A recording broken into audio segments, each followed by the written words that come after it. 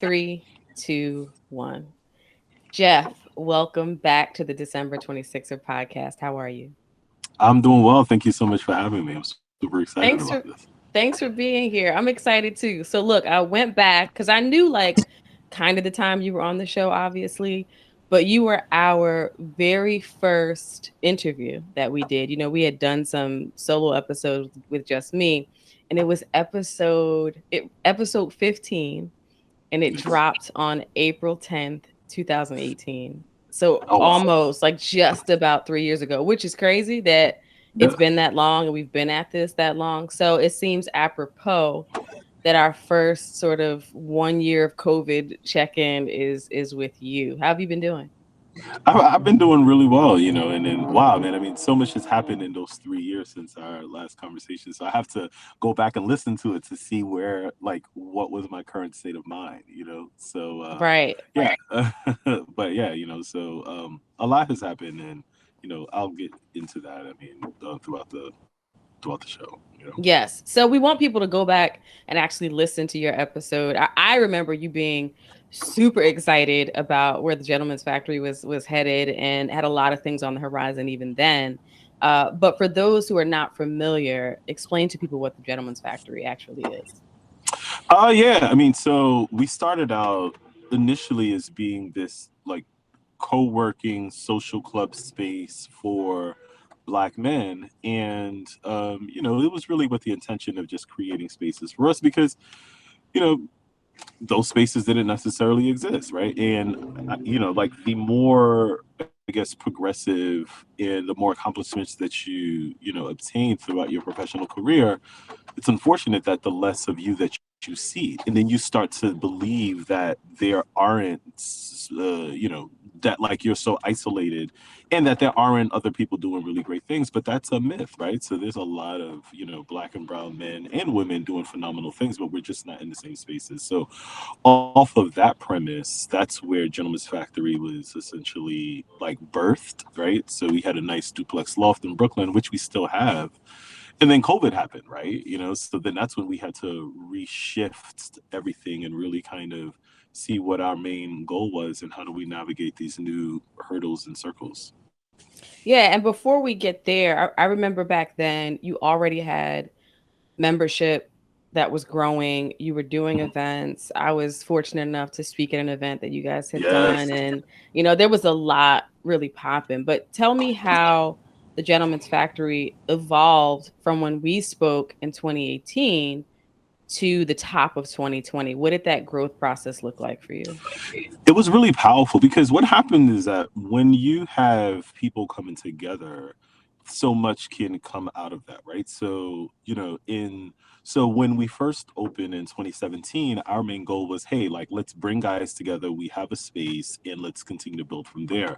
So in 2020, in top of 2020, oh man, like I was about to sign a massive commercial lease in downtown Brooklyn. It was about 16,000 square feet, and it was, costing so much money. But my goal was to, be the, like, we work for black folks, right? And then we were going to expand physically throughout different parts of New York City at first, and then we were going to expand beyond. So, I went to London and I was looking at, spaces and interviewing folks, potential partners, and really kind of just getting a better understanding of what, internationally looks like in different states. So we were about to like expand astronomically at the top of 2020. I was super excited about that too. Yeah, I mean, I remember seeing on social media even before 2020, like I feel like you always had an announcement coming, like you were always moving and shaking, like things were really evolving in a way that was exciting to watch, particularly because it was for us. It's curated by us, owned by us, and creating those communities where they're really literally safe spaces for us to grow our own businesses and communicate and network and all of that. Talk to me a bit about when you say 16,000 square feet in downtown Brooklyn, what all I saw was dollar signs, right? Because those Yep. of us who are up here, we know anything about commercial real estate in particular and what it costs, like that's all going to look very different obviously after we come out of this. But how had you really built up the financial model of the Gentleman's Factory to even be able to do something like that? Well, so the powerful thing is the Gentleman's Factory is a community. So in that community, people tap onto the vision, see where we're going, and then we curate spaces for black and brown men who have the means to really push our vision forward. So, our investor pool is our members, right? So, in that, in the top of 2020, we were raising lots of money to put this dream to pass. And yeah, like it was in the millions of dollars, right? Especially with commercial real estate and also the build out and really creating this experience. So yeah, I mean, so we're really fortunate to have a community of progressive minds that believe in our vision but also believe in the future of community. So in that, they see Gentleman's Factory as that tool and as that vessel to facilitate growth within our neighborhoods, plural, not just Brooklyn but all throughout the world. So it's beginning of the year. You have these plans like ready. I presume at that point the lease was pretty much negotiated. Hmm. You know what direction you're headed in. We start seeing these reports, right, of Yep. something happening. And I remember professionally being in these conversations about like, okay, what's the plan if this thing takes hold? And when we said take hold, like we really meant like for 2 weeks. Like, Yep. okay, Yep. so like what's the Yep. plan for business continuity and like how's this gonna work? And I remember just thinking like, wow, this is really, a bit scary. But you look at like the outbreaks of the pandemics we've seen before this, like swine flu and things like that. It's never taken hold of our entire country, right? You hear these stories of people. So I really like, it didn't hit me that this was going to be like we were going to be in the house for a very long time until we were in the house for a very long time, right? Yep. So for you, what was that moment when you were like, oh, this is serious and this Hmm. could really put a halt to what we have planned?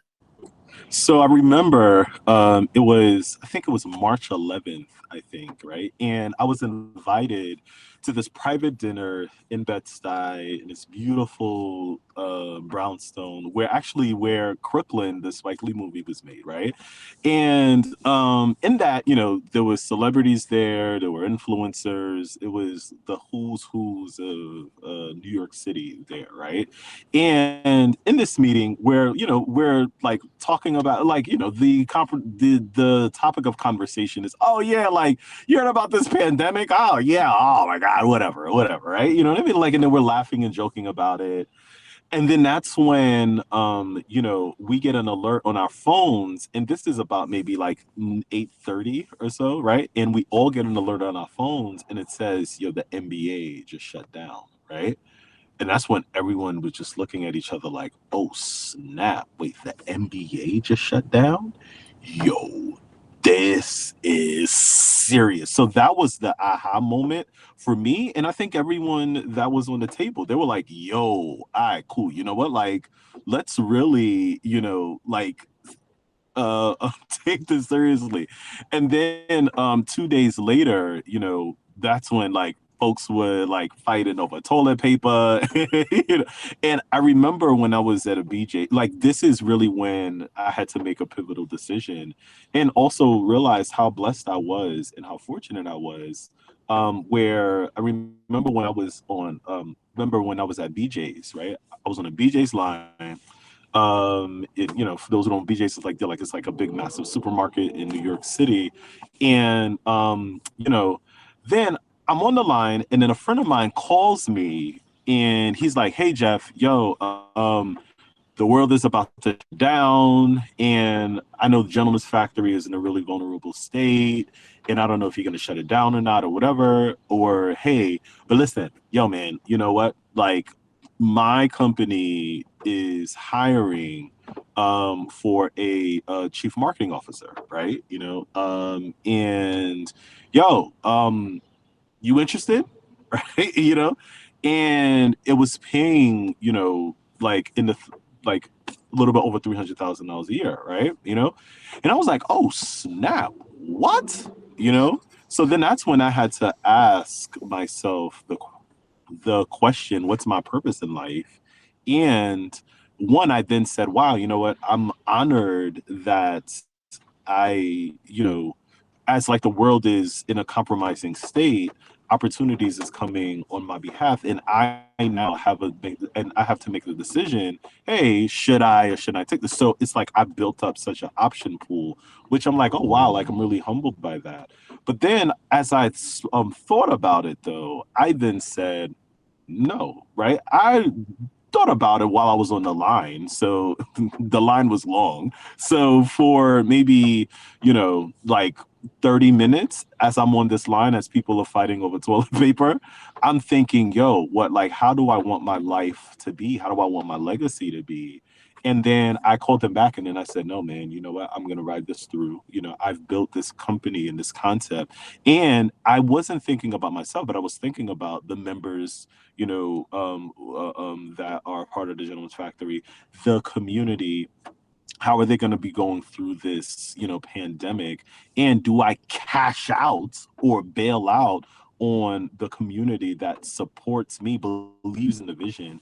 And then that's when I doubled down. And then later on that night, I built my virtual model, and the rest is history. So what was the conversation? Because I know you're married. What's the conversation you were having with your wife, right? Because there's like very real questions to be asked about like, are members going to continue to pay like their membership fees?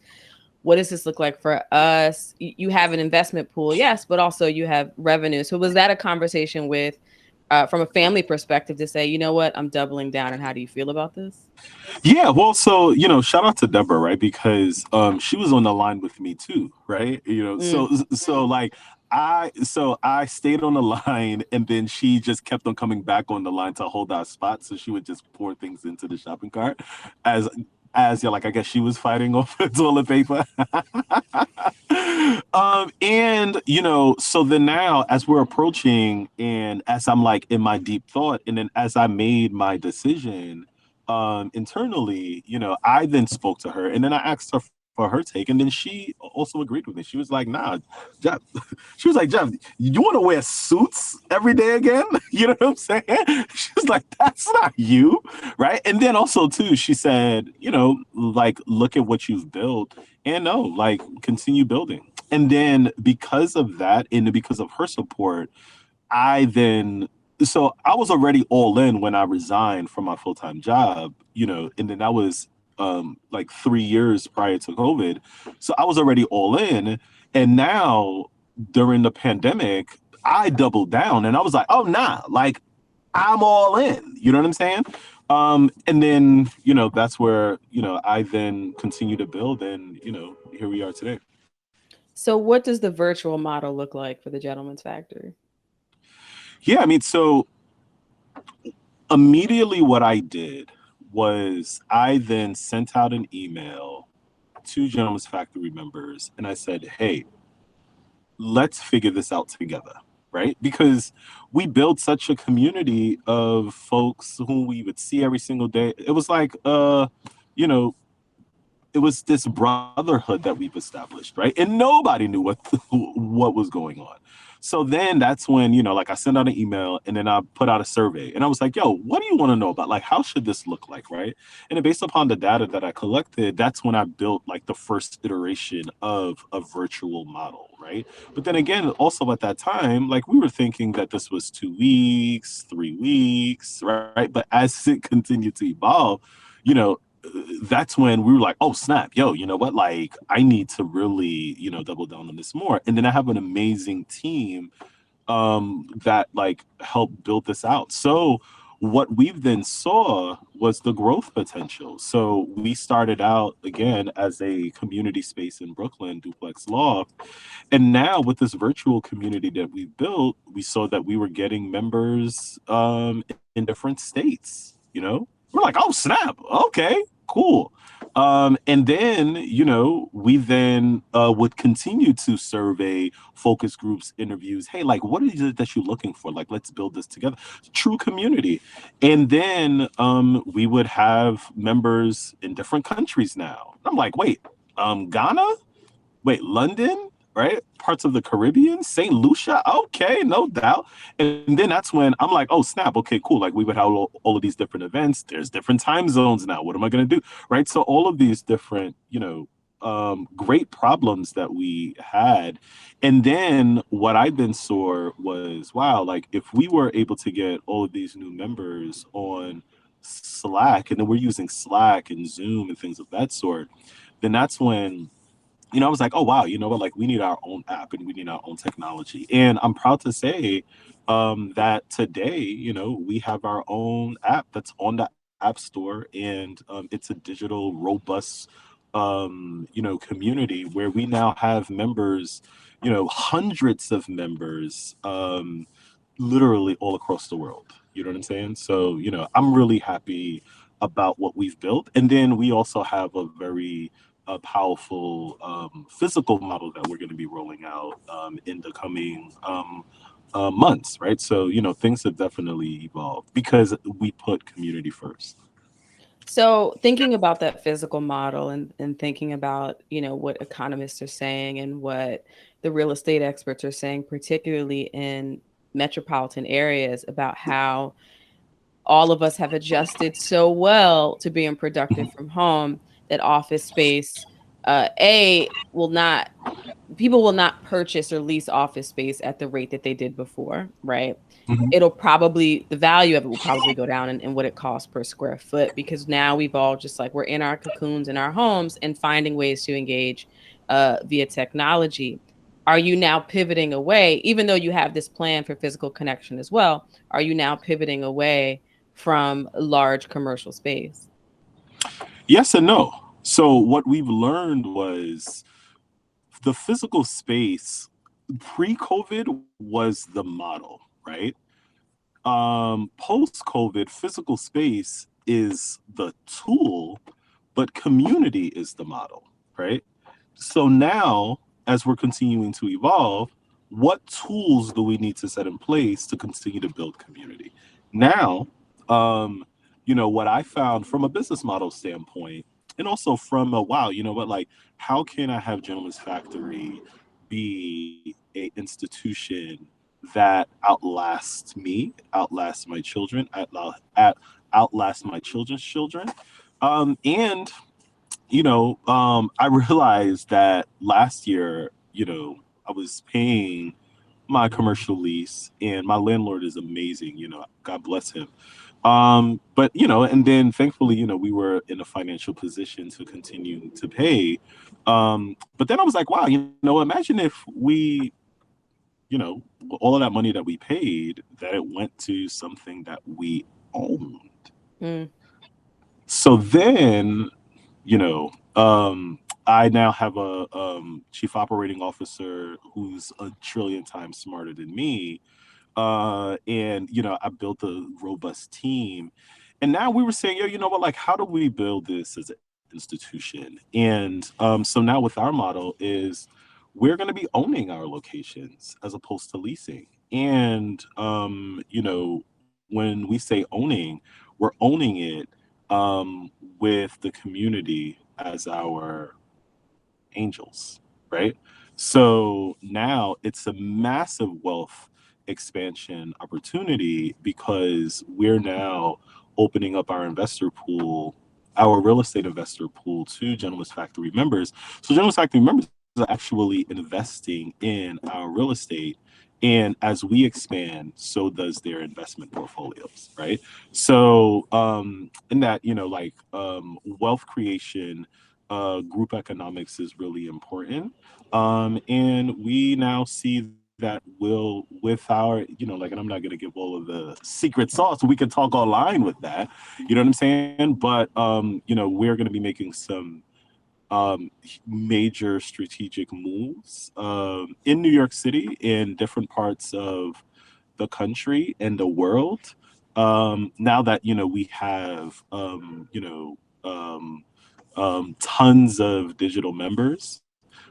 We're now gonna, put physical locations in those spaces, and the members now are the ones that are investing in these spaces. So all in all, our real estate portfolio is going to be one for the ages, and we also see that as a way to build an institution that will outlast us. So he who owns the land makes the rules. So we want to make sure that wherever there's a gentleman's factory, flagship space there, that we own it, and we now, know the direction is it that we're going in, because no one can tell us nothing because we own it. You know what I mean? So like Absolutely. that's kind of like, our new directions, and then there's going to be a lot more to come out of that in the coming months. So, I've been hearing this concept of COVID fatigue where people's productivity, it just has decreased just by virtue of staring at a screen for the majority of the day, trying to manage different challenges in terms of working from home, etc. The news cycle, all of it. You seem to have not only doubled down but maintained a consistency with regard to focus on the business and growing the business and all that. How have you been able to maintain despite everything that's going on around us? It's just understanding your community, knowing your community, asking the community, what is it that you want? You know, I think that there, like, there is not a there there are not enough spaces that speaks specifically to the unique experiences of black and brown men. So in that, with the information that we have, with the data that we have, and with the community that we've built, we know what our members and what the broader community of black and brown men need. So that's our secret sauce, right? So if someone wants to duplicate what General Factory is doing, sure, but you don't know what men need and want, right? So you can look at our model and say, "Oh yeah, let me do that too," right? Do you understand what men need specifically with the men that we cater to, or our brand, or the our member pool? These are men that, you know they have disposable income, right? They also are married or looking to settle down, or no, but nobody speaks to them because everybody thinks that they're great. Oh man, you are a black lawyer? Oh snap, yo, you're the most successful person I know. Yeah, congratulations that you passed the bar and that you went to, NYU Law. That's great, but that's not it for you. What is it that you really want? You know what I'm saying, right? But society says, who cares what you want, right? Who cares how you feel? You know what I'm saying? You make $175,000 a year, shut the hell up, drive your Benz, and that's it, right? You want more? Why do you want more? So we understand that our members of Black men are tired of surviving. Yeah, I survived. Like, you know what I'm saying? How do I thrive? And that's what we focus on. So yeah, so the survival point. Yeah, you bought a house. Congratulations. You no longer live in the hood. Whoop whoop. But what is it that you really want? That's what we focus on. You know? And it sounds like, you are investing in community, but also investing in yourself because you're a black man. Yeah. So I could see how focusing on this and being so entrenched in it is also feeding your own spirit. Because I will tell you, I haven't spoken to a lot of people in the last year who are like, when I say moving in the way that you are moving, most are like, I'm hanging on by a thread. I don't have anything left to give. I'm just trying to get through every day. And you're really bringing to this conversation the same energy you brought to the conversation in 2018, which is commendable. So I think that speaks to not only creating a community that is beneficial to people who look like you, but creating a community that can feed you as well. Oh yeah, absolutely. I mean, so think about it, right? So last year, so from last year to present day, virtual events and workshops and all of that, like so we've done over 190 different virtual events, right? And I was probably the MC or the host or engaged or had some type, or I was a attendee of, I'd say, 85% of them. So can you imagine what I'm learning throughout the process, right? And the way that I lead Gentleman's Factory is not follow Jeff. Woo, look at me. Oh, nah. Like, so many of the members are so, way smarter than I, you know what I mean? Super educated in so many different facets. So I'm learning from them as well. Gentleman's Factory is really the platform to help all of us be a better person, a better human, a better father, a better husband, a better entrepreneur, a better person. And I'm included in that process. So I don't look at Gentleman's Factory of, oh, yeah, look at these gentlemen following me. No, I look at the Gentleman's Factory of, oh, you know what? Look at a community that is thriving together. And I'm privileged and honored to help facilitate that. And Gentleman's Factory is a platform for us to be the best version of ourselves, And including me. two things stand out for me. First, the way that you are garnering investors, right? Because there's so much talk. I've done talks on it about lack of access to Hmm. capital for Black startups.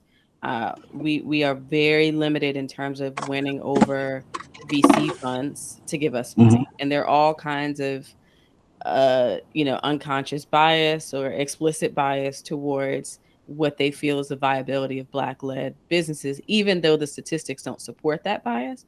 So the fact that you are pooling money from the same community that is benefiting from the Gentleman's Factory, that's the first thing that I think is incredibly notable. And also, you guys have gotten some amazing press, right? From the New York Times on down. So how did that come about? Some of the features that you've gotten along the way in the media.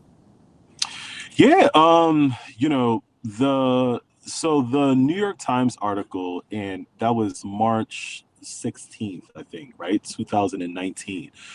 That really opened up the world to us, right?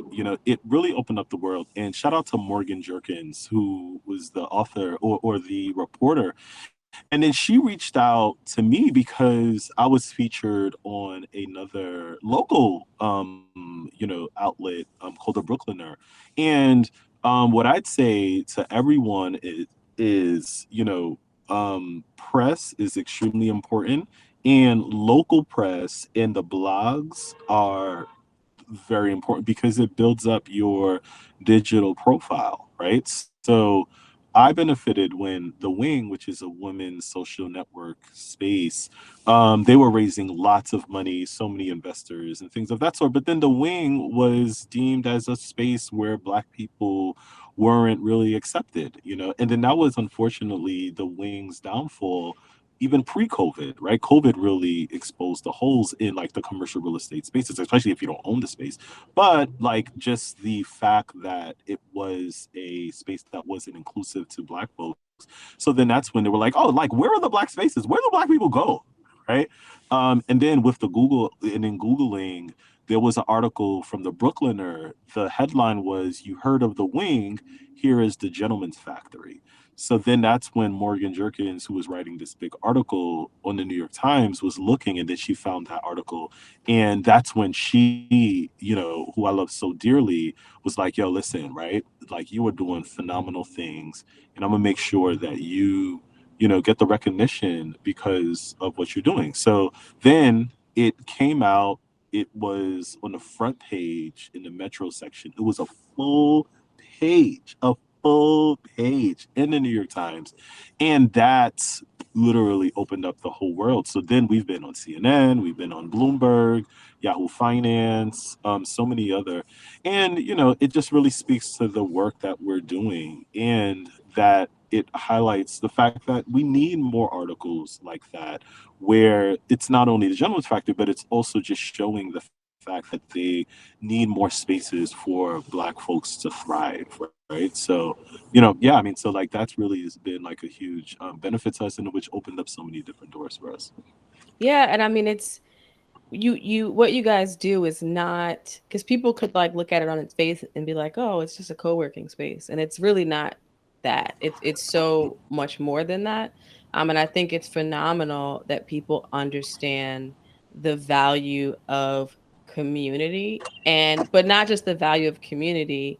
You can generate wealth by promoting community as well, right? Hmm. That's an important thing that I think a lot of people don't understand. Hmm. And they're it's hard for them to catch that vision, that like, oh, we can create spaces where we thrive and also create generational wealth at the same time, right? Hmm. And I think that's an important niche that you've captured. And you, if people go back and listen to episode 15, you had this vision then. This is not something that you Yeah. stumbled upon. Like, you were Yeah. talking about this back then in that beautiful space we were in, right? In Brooklyn. Like, you really had a laser like focus on that. So kudos to you for sticking with it and growing this in the way that you have. And really, if I may use the word again, thriving in the middle of a pandemic over the last year. That's incredible. Thank you, thank you, thank you. Yeah, I mean, like I think that when it comes to business, it's about adding value, right? So what we do is we're constantly seeing how can we continue to add value to a segment of the population that has been under-resourced, undervalued, not noticed, and how do we make sure that we empower them, but also supply resources to them, and also give them a space for them to think, right, and be, because society, because the commonality of our community that we've built is that before they open their mouth, society, generally speaking, look at them all the same, right? So Chris Rock said a joke, and he said he's only Chris Rock to the police from 5 feet away, right? You know what I'm saying? Because beyond that, they're like, oh, black man, black man, black man, black man, black man, black man, black man. Oh, snap, that's Chris Rock as you get closer, right? Hmm. So in that, it's like, regardless of where you went to school, what are your credentials, immediately you're seen as a threat. So now that's one of the commonalities that we all share. But now that we all share the same feeling, right, in the same experience, how do we now find commonality within us as a community to lift each one up? So if I went to Stanford Law School or Stanford Business School and I understand certain concepts, and you perhaps maybe didn't go to college, I can share information with you, but you now are a great dad, and I, who went to Stanford Law School, Stanford Business School, am an about to become a father. Stanford Law School, Stanford Business School did not teach me that. You see what I'm saying, right? So now I'm gonna learn fatherhood from someone who may be a blue collar worker, but now there's no, so just because my status in terms of my LinkedIn profile may be deemed as prime, that does not make you more valuable than I, or vice versa, right? So we now look at how do we create community where the pure emphasis isn't only income and wealth and those types of things, but it's really how do we make sure that holistically you move forward. So because we have that as a premise, that's how we're able to have such a diverse pool of members, where you'll get the partner at a law firm, and then you'll also get someone who just is fresh out of college, but who needs a network to really help push them forward. So our main thing is reciprocity, and because we built our premise on that, that's why we continue to grow in the numbers that we do. And I think you're highlighting something important in that irrespective of socioeconomic status, job, sort of where you are in your life, there are certain threads that bind us all together and Absolutely. bind Black men together. Certain insecurities, certain questions. Am I being seen? How do I put good out into the world? How do I succeed, whether I'm trying to succeed at this job, whether I'm trying to get a job, whether I'm trying to be a good husband and father? I think that's important as well, because we have sort of moved into a culture of like us versus them, like the Black elite, and then it's those other ones over here, and we don't relate to each other in a way. So the fact that you are sort of breaking down those barriers and finding the commonalities, and finding ways in which we feed each other and we can feed each other. And I say we because what you're doing benefits those Black men that are coming home to Black women, and so there's a benefit there, even though it's the gentleman's factory. It's affecting our communities as a whole, the work that you're doing. So I'm excited to see what's on the horizon for you guys, and to see how you continue to grow. But very important question before we let you get out of here. Um, you get vaccinated or not, right? We reach herd immunity, we reach some form of normalcy, we're able to return to our regular lives. What's the first thing that Jeff Lindor is doing? So I'm gonna have a big ass party, right? You know what I'm saying? Yo, like Jones Factory is also known for big gatherings, right? So in 2019, we had two massive rooftop parties, and then one of them, we had I think it was like 750 black and brown men in our rooftop, right? You know what I'm saying? And just that experience and just seeing everyone just talking and gather. Oh man, you know what I'm saying? So now as the world opens up, we are going to have a massive party in the space that we own, right? And as I'm closing on this deal now, um, just to give you a glimpse of this particular space that I'm saying, this space isn't in New York City. This space is also away from everything. Mm. And I'll leave it at Yeah, that. you and I, we could talk offline. Oh no, no, yeah, definitely, definitely, definitely, definitely, absolutely, absolutely, absolutely. So for those who want to learn more, where can they find out about joining the Gentleman's Factory, following your events, and all of that?